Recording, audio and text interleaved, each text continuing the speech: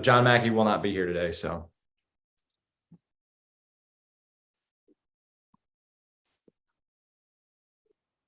All right. You're good to go, sir. Thank you very much. Good morning, everybody. It is December 14th, 2022. We are on a Zoom call today for the Economic Revitalization Committee meeting. And we have 3 items on our agenda, starting with number 1, a resolution staffing agreement by the mayor. Mr. Mayor. Yes, good morning, Chairman Biter, Councilman Flizzy, and members of the administration. What you have before you is a resolution for a staffing agreement between the RDA/Land Bank and the city. We've been working on we collectively, meaning council, administration, been discussing the land bank, RDA, allocating some of our ARPA dollars so that we can start to acquire some property. Let's work through the process through Blighted Property Review Board and on to the RDA and land bank. And so at this point, we've been working on a staffing agreement to the RDA land bank does not have any staff. And historically have only had pennies in their coffers, and so this would allow once we have the ARPA allocation to them to be able to start to acquire some of the properties and work through that process. This agreement would allow our community development staff to serve as the RDA land bank staff, and then the RDA/land bank would reimburse the city for that time spent on any RDA land bank items. And so that it would only be a nominal amount of time that we're talking about here. Nothing, some paperwork that might need to be submitted during the the process to acquire properties, things of that nature. So we're not talking about a significant amount of time that our community development staff would spend on this. And so we have this agreement here for your review. Obviously, Skip is on as well, can speak to it. And then this has not gone to the RDA, brought it to council first. And once you all have a chance to review it, then we'll take it to the RDA/land bank in January. So, so that's where we are at the moment. And this was reviewed by Solicitor White. Thank you very much, Mayor. Mr. Pelizzi, I'll ask you if you have any questions to get us started. Thank you.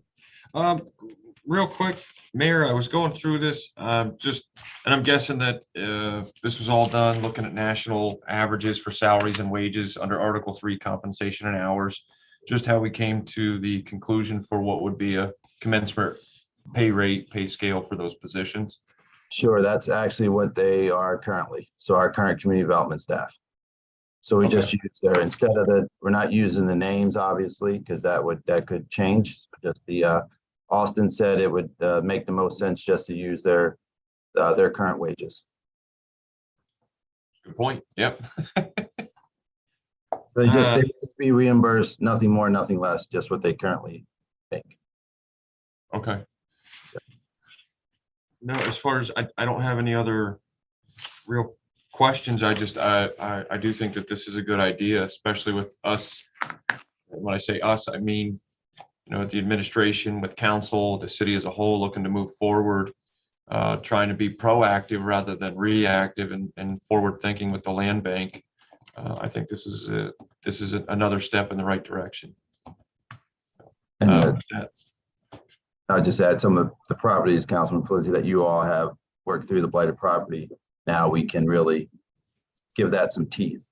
So yeah, essentially, like you said, this gives our for the longest time our redevelopment authority, it was all metaphorically all bark and no bite.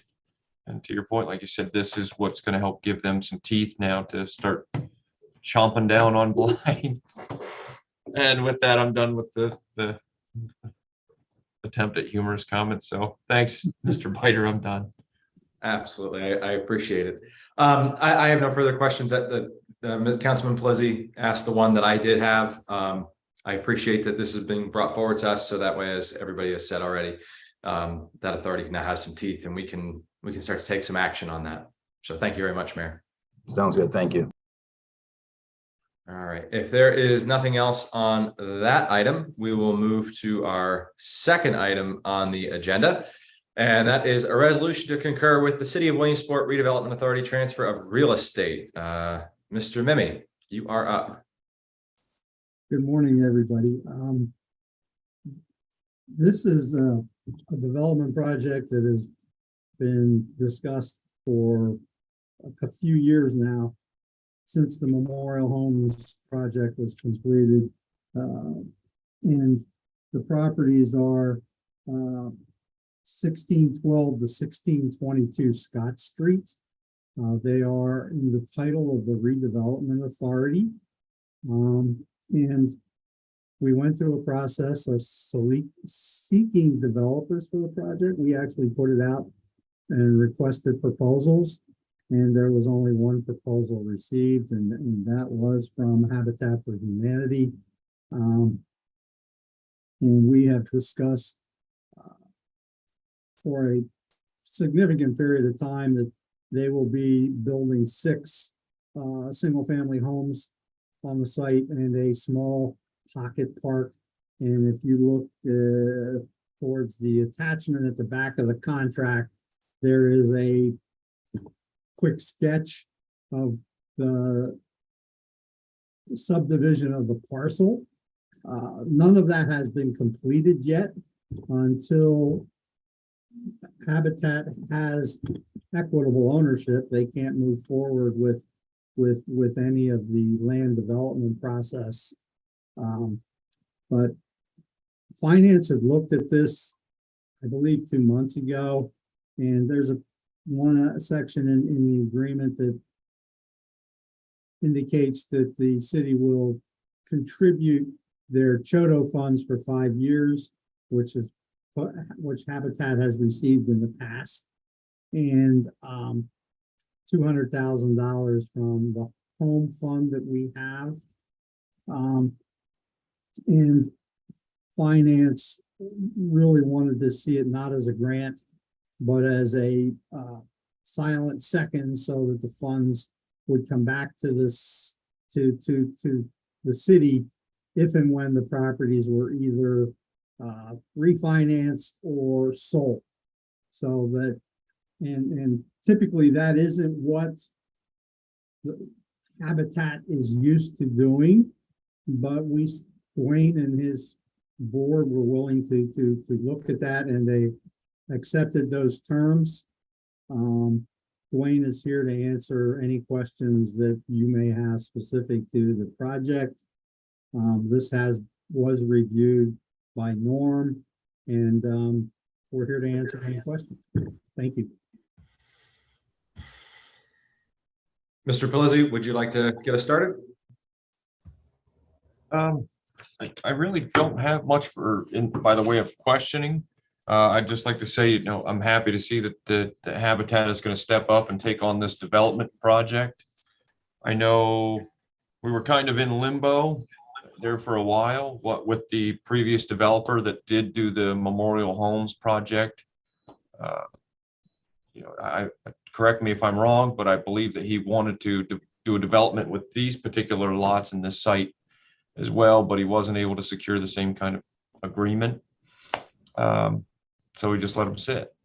So I was happy to see that these went back into the hands of the redevelopment authority, and that they are now going to be taken under the oversight of Habitat for Humanity to put in some homes and help bring that area back around. So thank you very much. Sure. The only comment that I'll make is just similar to what Councilman Pelizzi has said. The fact that we're going to have 6 new homes in that particular neighborhood is wonderful, and it's going to foster more of a sense of community within that part of the city, because there's a strong one. It's a pretty old part, considering its location and proximity to Newberry, and then a lot of stuff going on there with specifically Bowman Field and original field and so on. So thank you very much to Habitat for stepping up and making this a reality. Well, If I may, go ahead. I'm sorry, I apologize. I just had a quick question jumped into my mind, if I may. Obviously, to Councilman Biter's point, we do have Memorial Park is right there, Bowman Field's right there, the pool's right there. It's near a lot of schools. Mr. Hirschberger, but do you have in mind the family dynamic or the types of families you're going to be looking to put into the homes that you're going to build? Is there like kind of an application process?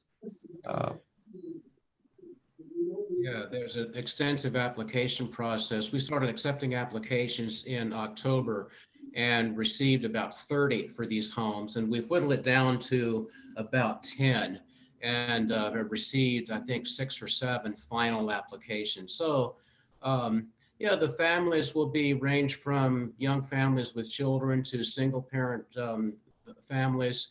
The tax base will be based on the appraised value of the home.